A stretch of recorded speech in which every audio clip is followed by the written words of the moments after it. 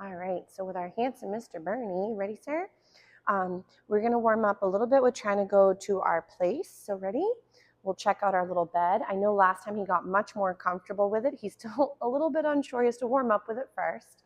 Um, so the many benefits of using like a target spot or a place behavior can be immensely helpful for when you want to do something else while maybe your babe is in the same space with you, but not intimate with you or the thing you're working on. So I know you guys had mentioned he's allowed on furniture, which is perfectly fine. Again, whatever makes sense to your household is okay. Though there can be the difficulty sometimes of when the puppy should be on versus off. So if, let's say, for example, you have lots of guests over or you'd like to enjoy the furniture and not have your puppy constantly jump on you with like a toy in their mouth or whatever it might be, you may find that for some of them, replacing the thing you don't love with something you'd prefer can be really helpful. So what I mean by that is if your babe was constantly going and bombarding you on the couch, and then from their perspective, they might actually be getting a lot of attention, even if it's from our perspective, not the greatest or like negative attention. So remember, your babe doesn't speak English. You know, they're learning a few great words paired with some behavior and some practice and creating those associations. But if you're, for example, doing a lot of talking and your babe doesn't know what that means, you may be just adding noise to an exciting situation, excuse me, or for example, confusing the babe, like losing out on your skills or your cue words. So if I were constantly saying, no, off, down, knock it off, that's enough, the whole time as the babe was jumping or mouthing me or frolicking on top of you on the couch, then your babe may start to think that maybe you love it because now you're adding some barking and some woohoos while you're playing with them on the furniture. So he's like, did you lose one? So I am not against babes on furniture or in your bed. It's whatever makes sense for you and your household.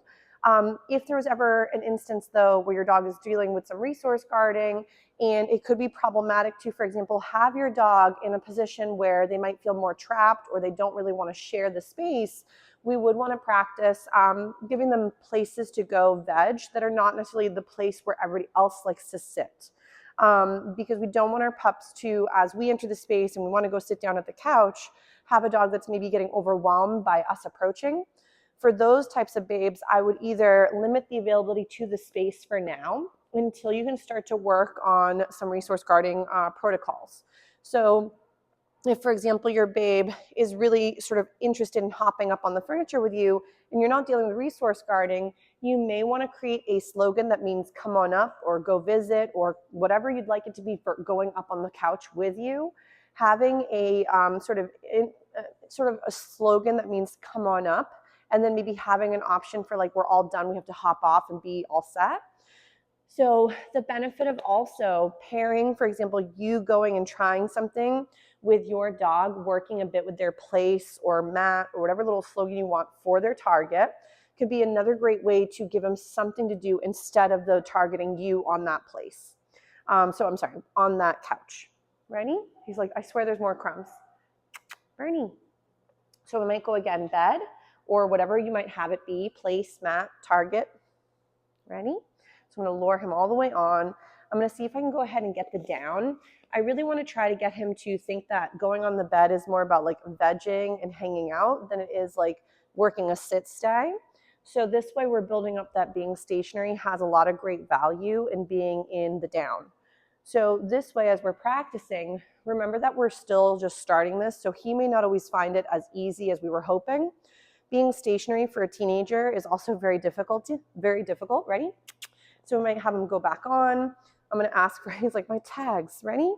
Bernie, we'll do another little sit. I'm gonna feed him for that, because that was a nice little setup. He's doing a great job. Then we might go, that one fell out right out of your mouth, here it is. So then we might go into potentially a lovely down. And then from there, I'm gonna see if we can work a little bit with the handsome guy, with me trying to go towards the couch and feed for not moving.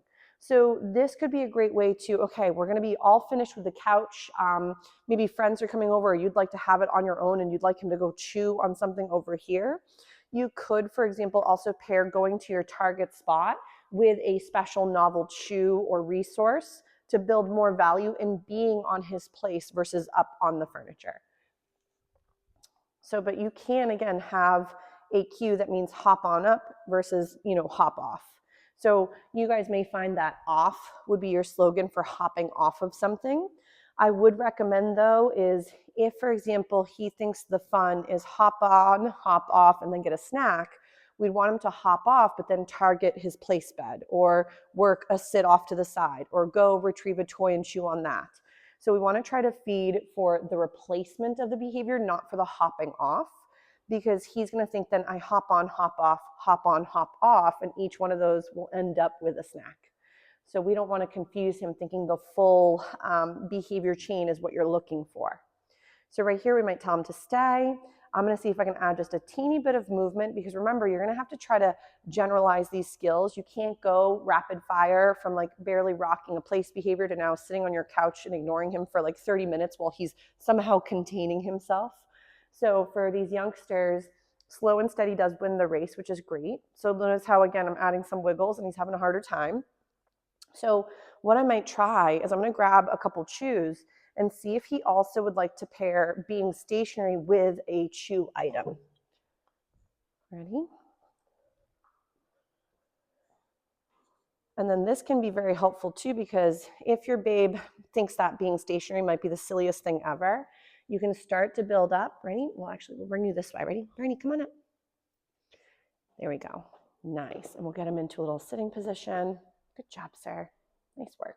And then we'll rock a little down. Yes. Here we go. We can try and work some of those snacks. So having a puzzle toy or a higher value chew item he hasn't had in a while could also be another great way to implement going to your spot has a lot of value. Because if this is the only time he gets some of these puzzle toys or chew items, it can then build up that this place is where the good stuff happens. If you're trying to use something he's had all day and now you're trying to make him do this instead of jumping, for example, on the couch or jumping on you, then he might still think that that is much more fun because that's much more novel and he hasn't maybe seen you all day or whatever it might be.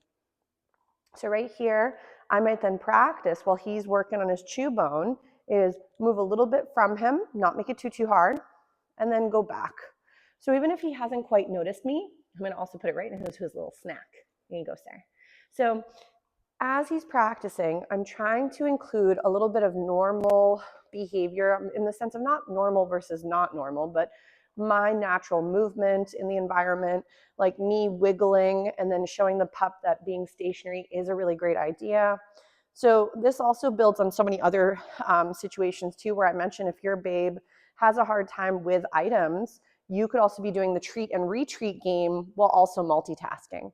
So like, let's say he's enjoying that thing. I might toss some food at him and then walk away. Excuse me. So that way me coming towards him with an item doesn't create, a bad association. It's like, lady, I'm already tired. You're doing a very good job. So obviously he's not going to rock the full spectrum of this behavior instantly, but it does give you kind of an idea as to what you're going to be hopefully working on when you do try to build this up at home. If he, for example, has a dog bed versus a dog cot, perfectly fine. We might get that lovely down again. Nice. I'm going to offer him his chew. So now before I start to lose him, I might try and like sit at my chair. And you can actually, if you're able to throw, you can toss a few items, hit him in the head sweetly by accident with training treats. So while he's hanging out, I might be intermittently feeding him for this. If this was too challenging to actually make the target, like where you can throw it and he can catch it, or it can land on his dog bed, you may find what works even better is in the beginning, you might stand up off your couch, go back and feed your dog for holding that place behavior and reapply their little chew item if it moved. And now I could go ahead and sit back down. He's doing a very nice job. It landed right on his foot, but he'll find it. So implementing like a place exercise, you'll see that I don't make this where it's very rigid or overwhelming or startling, or like where you're in trouble and you better go to your spot.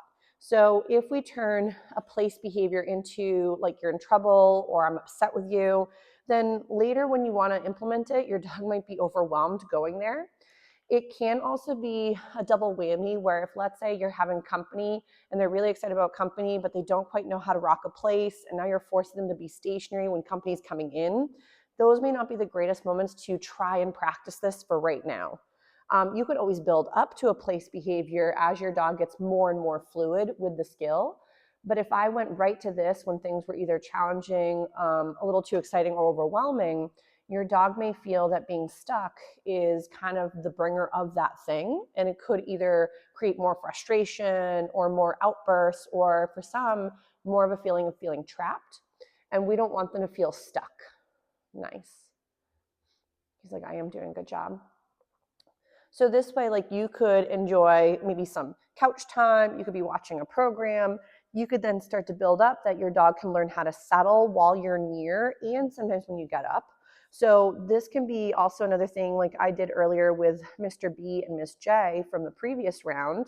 So they were living together, and there's 3 dogs total.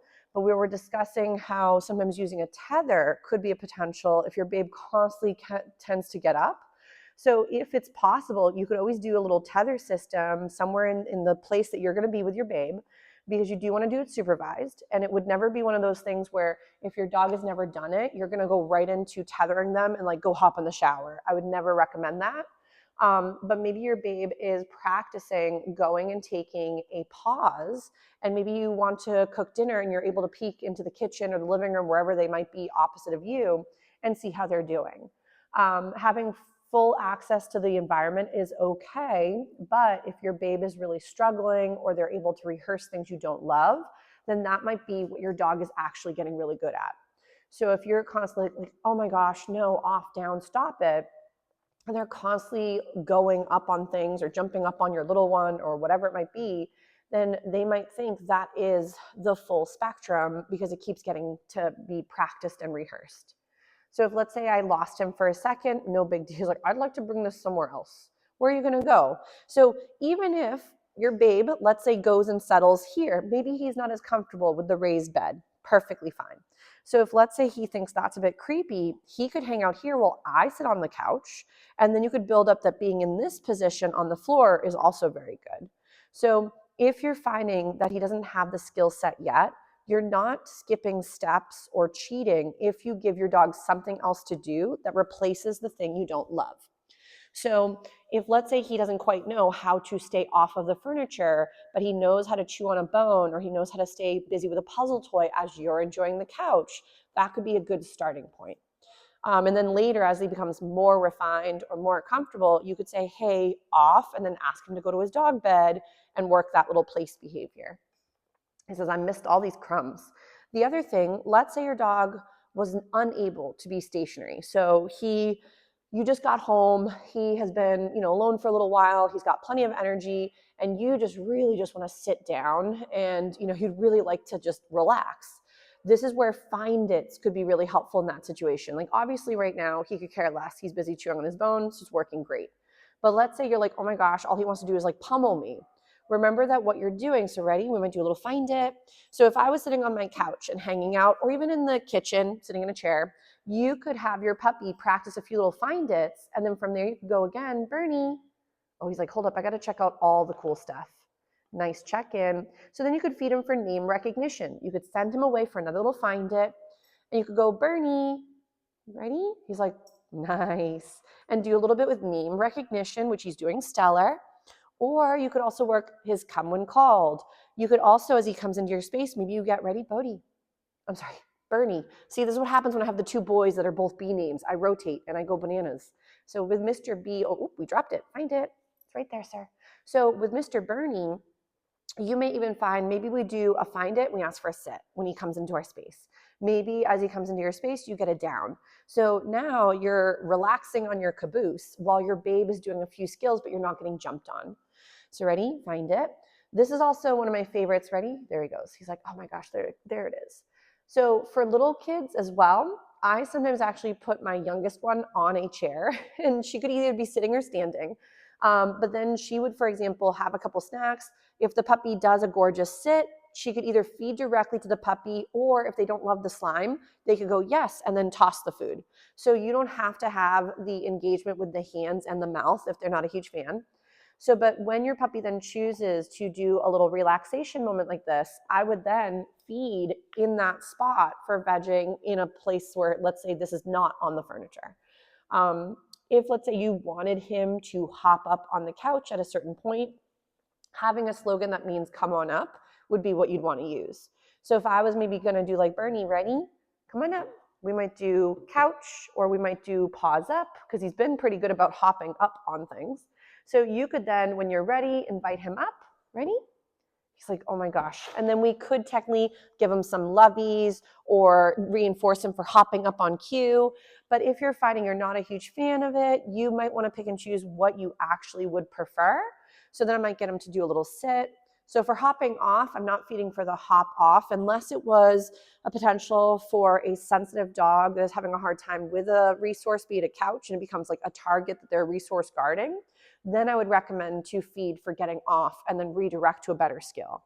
But otherwise, if it's just your typical boy or girl that is just hopping up and you'd like them to hop off and they're doing okay, then I would have them, when they hop off, go into a little sitting position. Always like, how about a high five? And work those skills. But remember, if he's not as fluid with, oh, did we lose it under there? Did you get it?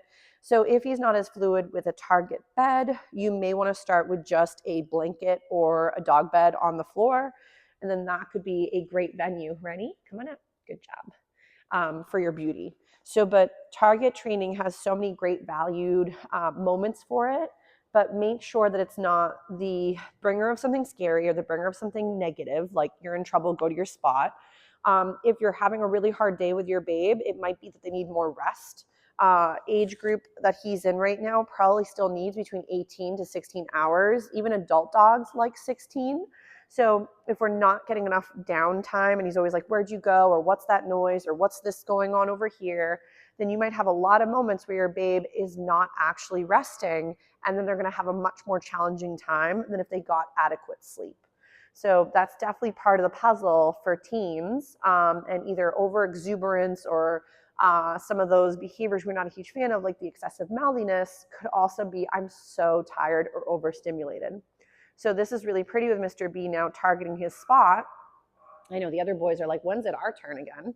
So right now he's just kind of in his place. You could then practice like going and sitting, and your puppy holds it. You then get up in a moment and you go back and feed. You don't have to have a chew, but you can see that it tends to help him kind of have something to work on. So almost like a little kid, like if you're going to the teller and you need to go to the bank, you might bring like a coloring book or something to occupy them. Hi, handsome. So that way, while you're busy chatting, they have something to do other than sort of ask you questions while you're trying to get information. So, but if let's say he comes over, we could do a couple find its, because you're also just feeding for behavior instead of the one you weren't loving. Ready? So I'm gonna get a little sit. He's like, I swear you threw it somewhere, but I didn't find it. We'll throw it where he can see it better. There we go. Some of them blend really nice with the floor, and he has a hard time. Must be his little hairdo, though he's looking quite dapper. So I would say for Mr. B is think about capturing behavior you'd rather, but then also make sure that we're not reinforcing behaviors that we don't love by mistake through a lot of negative attention. So this does not mean that I would ignore him as he's like bombarding me, but instead I would maybe not fuel it by squealing or saying things over and over, and instead replace it with what I'd prefer or give him another outlet, and then take it from there.